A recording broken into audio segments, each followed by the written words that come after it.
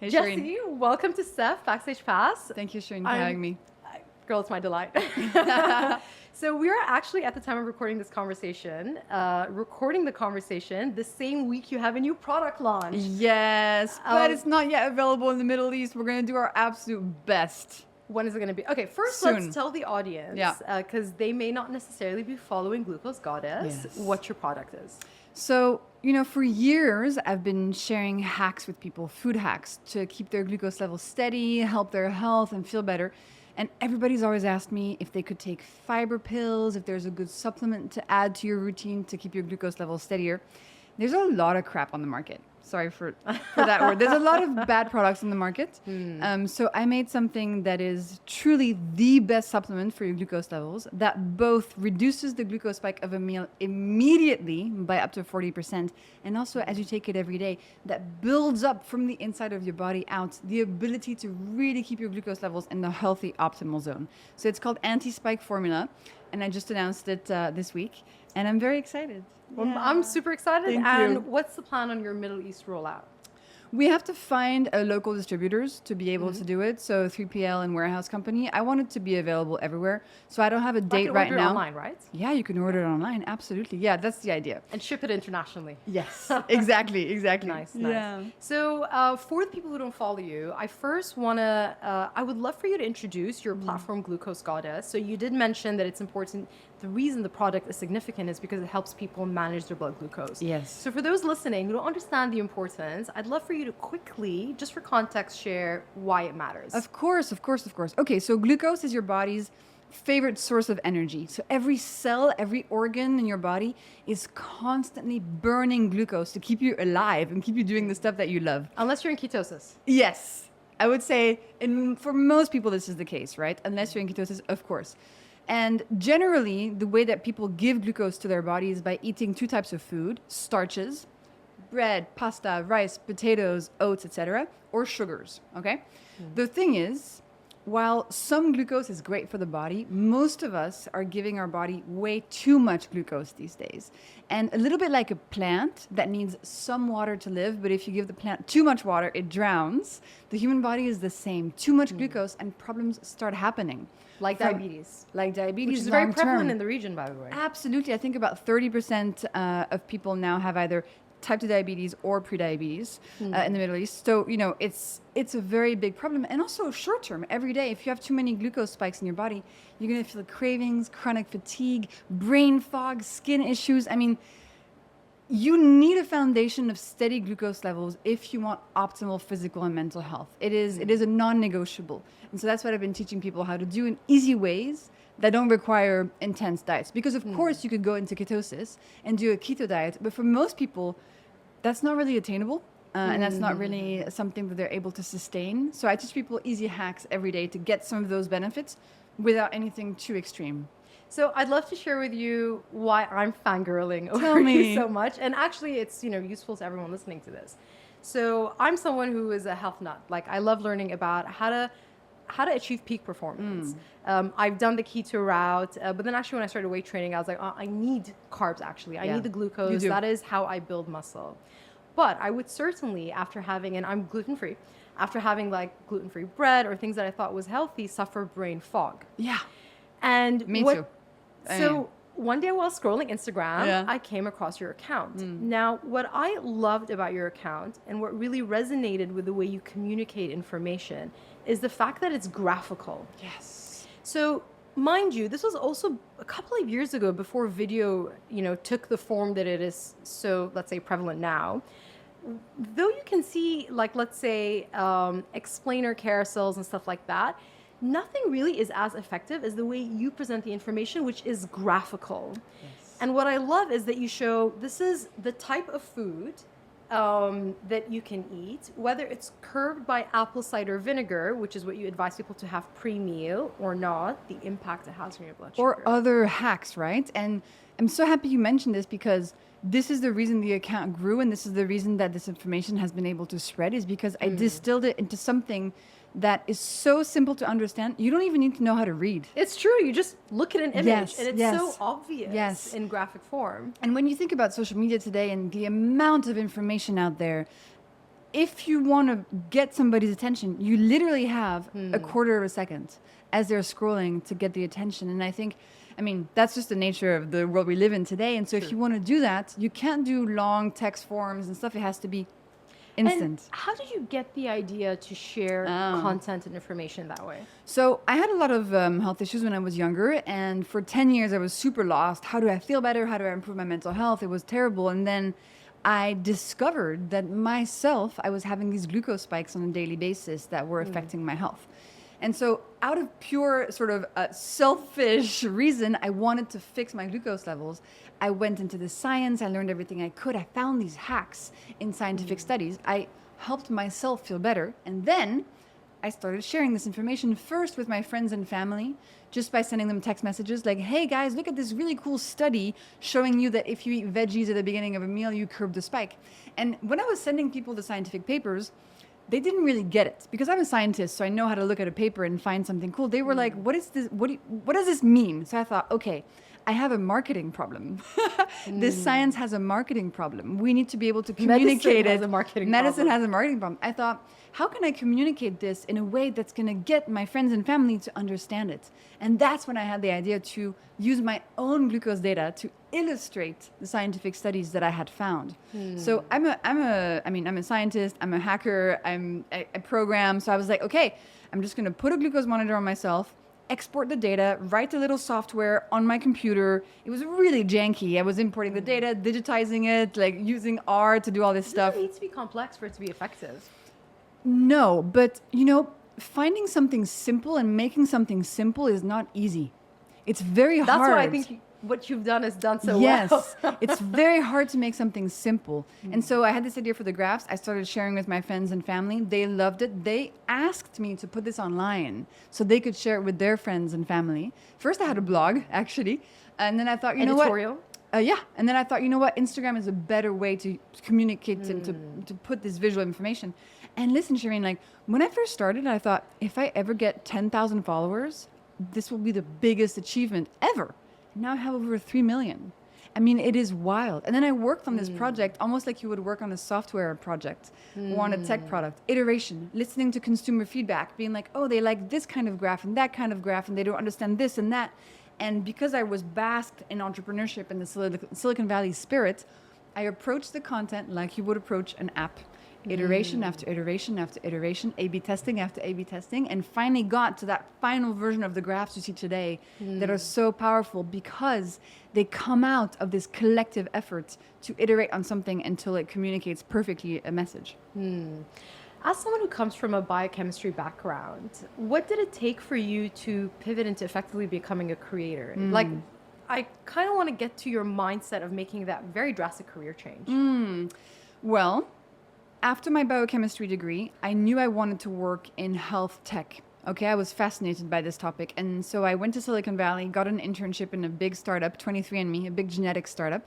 But I knew I wanted to work on the product team. I knew I didn't want to work in the lab or on research because yes, I'm a scientist, but I'm also obsessed with visuals and consumer behavior and how you make something really simple. So even early on in my career, I knew I didn't want to take the hardcore research approach. And so at 23andMe for 5 years, I started working as a product manager on features on the website, using my scientific brain to create experiences and features that took science and made it really easy. So it was always in me. Interesting. So I've actually, by the way, used them. So I've done some DNA testing through them as well as some ancestry testing. I love the maps. So visual. Yep. And I know all my other friends who've done the testing actually share their graphs with each other. And like, look at where from the world I'm from. Exactly. And this percentage here or there. Humans are visual creatures. And if you're able to make something visually iconic, it's going to go far. I want to touch a little bit on how to make it as a creator. And the reason is because being a creator is, I think, the #1 most desired job amongst Gen Z these days, specifically video form and specifically YouTube as a platform. And given that is the majority of the Shira demographic, for those listening, I want them to learn from you, what does it take to go from aiming for 10K to millions and beyond? Well, first, I never thought I want to be a creator. I thought I have information I want to share. And Instagram was always a tool or a channel to do that. And then I used books and other formats, right? So my brain was not like, it's like somebody who says like, I want to be a CEO. It's like, okay, but like, it's much better to start from, I have an idea, and you end up being the CEO of something. Same for creators. You need to have a point of view and a message. And then the creator and the channel and the social media becomes just a way to achieve that message, right? So find something you're passionate about. And it can be anything. Maybe it's how plants look in the sun. Maybe it's like dog training. Maybe it's some obscure scientific thing. Maybe it's cooking a specific ingredient. And from the thing you're passionate about, then start making content. Because if you go top down, like, I want to be a creator with 1 million followers, it's going to be tough for you to break through, because that's not the approach that's going to be able to put you in your zone of genius, right? Start from your passion, whatever it is. And if you're passionate about it, and if you work on it, what I did is I said, for 6 months, I'm going to work on this Instagram 1 hour a day. And I still had my old job, rain or shine. And I told myself, I'm going to ignore the outcome. I'm going to ignore how many followers I get per week. I'm just going to work on it for 6 months, no matter what happens. I made a deal with myself. If you're not able to do that, you're never going to be able to do anything. You have to be able to force yourself to have that kind of discipline for 6 months, because the first 6 months are the hardest. 1 hour a day for 6 months, make content every day, test it, see what people like, don't like, iterate.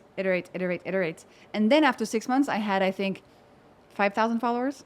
Which seems like nothing now compared to what I have. But to me, I was like, okay. From zero, that's a lot. Yeah. And I thought, okay, like something's happening. I have some momentum. And then I quit my job, and I thought, I have savings to go for 1 year. And I'm going to invest for 1 year to try to make this into something as big as it can possibly be. And then I got a book deal out of it. And I never, and I never made money from the Instagram. I'm not a traditional creator, right? Like, I don't do brand deals, I don't do endorsements, I don't do product placements. Instagram was always just a channel for me.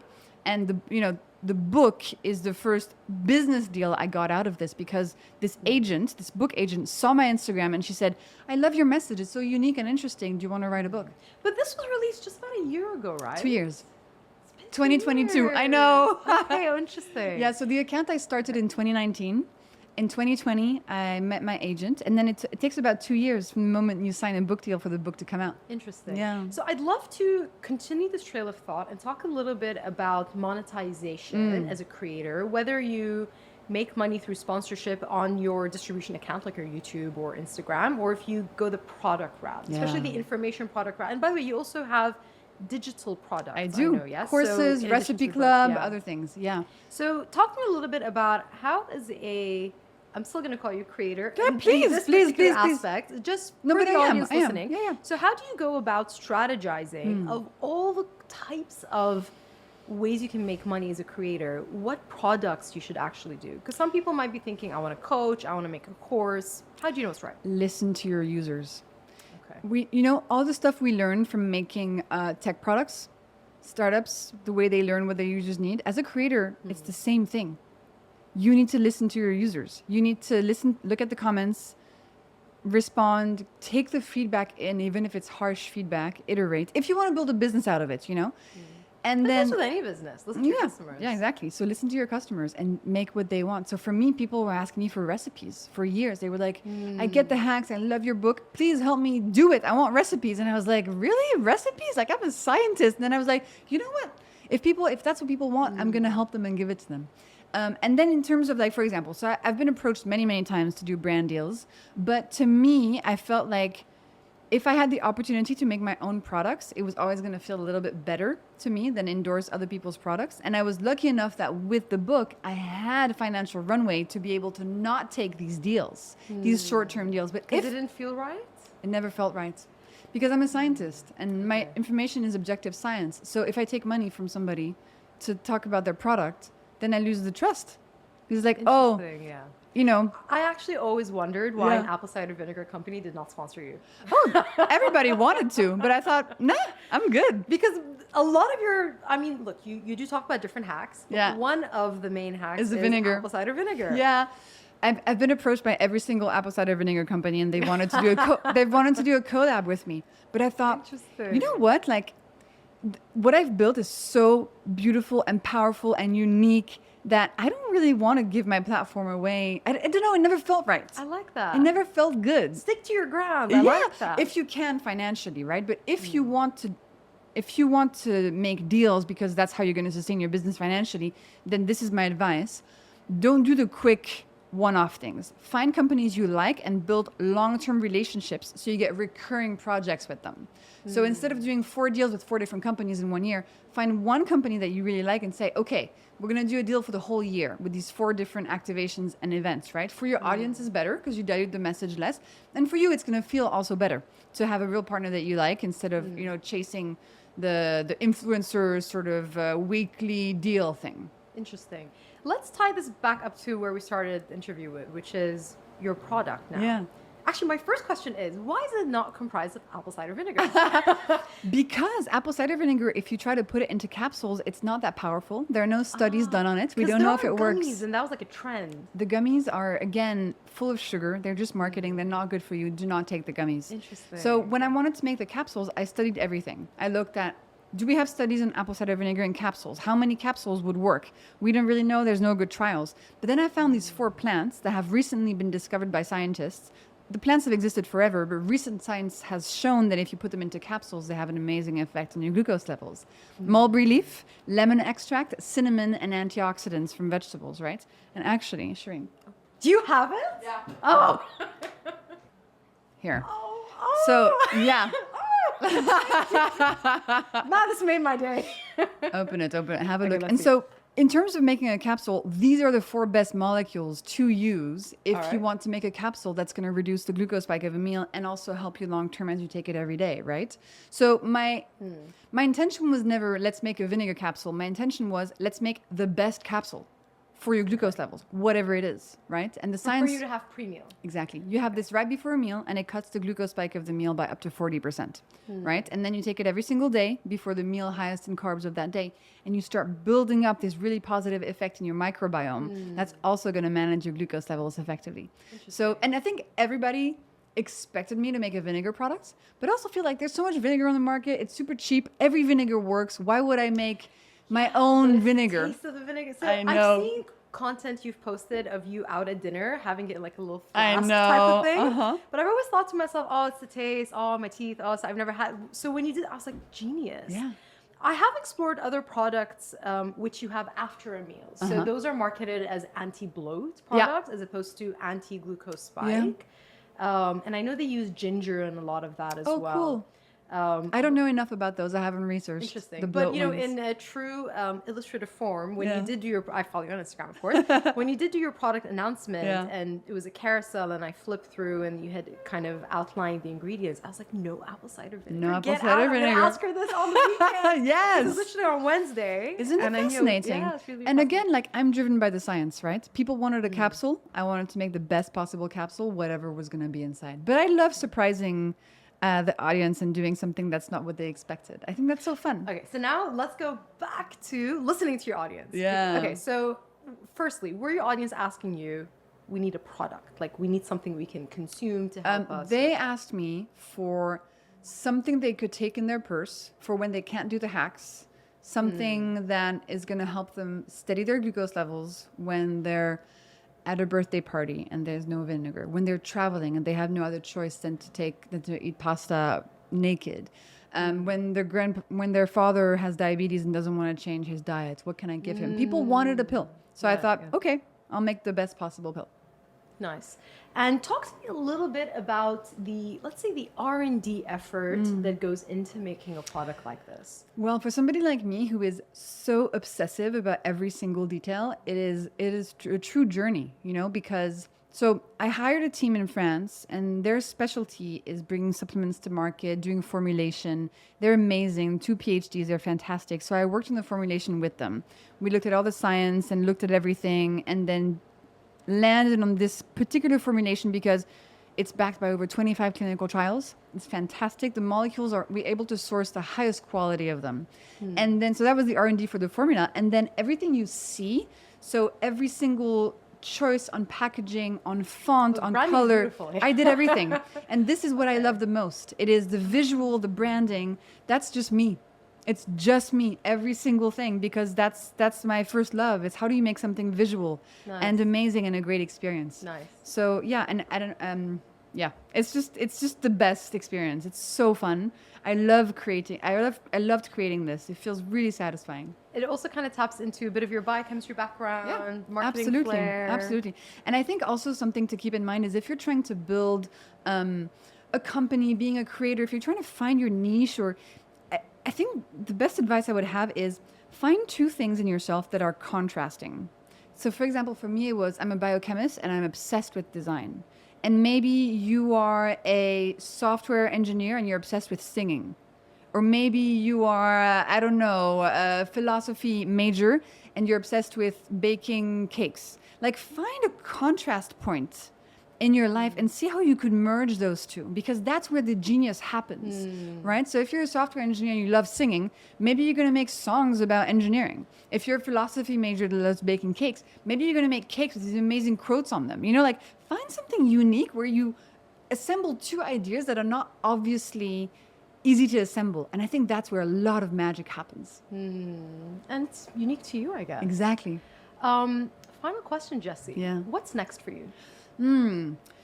So 2024 for me feels like a year where I want to ground and really make sure that my company is doing well, and we've been running like crazy. I'm in startup world, right? I also have a very small team. We're only 4 people and we do all this crazy stuff, and I've done so many projects. So this year I want to sort of have a little picnic at the top of the mountain that we're at and make sure everything is running smoothly before next year we take on new projects. So I want to just like not take on any. What the projects are?